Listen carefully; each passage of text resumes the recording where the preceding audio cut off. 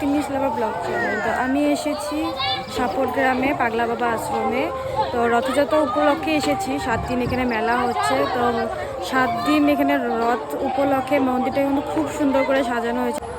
এই দেখো এখানে মন্দিরটা কি সুন্দর সাজিয়েছে, আর ওদিকে অনেক লাইট লাগিয়েছে।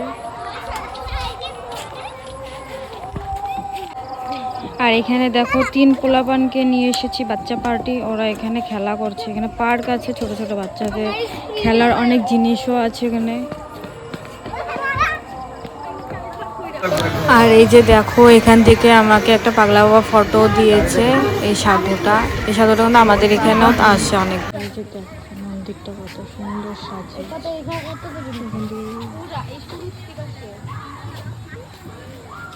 খুব সুন্দর লাইটিং করেছে।